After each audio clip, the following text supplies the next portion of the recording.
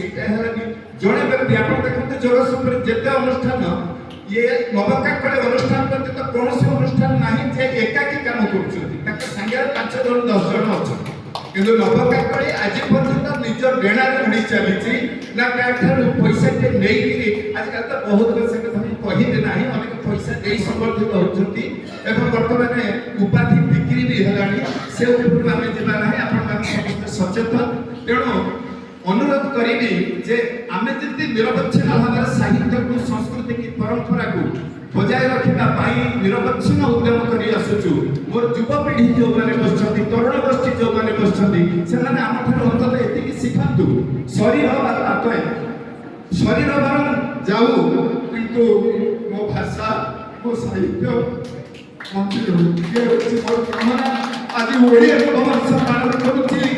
एभली एक संस्था जे 50 वर्ष धरि पोस्ट कार्ड चिठी लिखि आसे आज जदि ओडिया नववर्ष बोली किछि समाज रे आसी पाए मु दाबी करिबि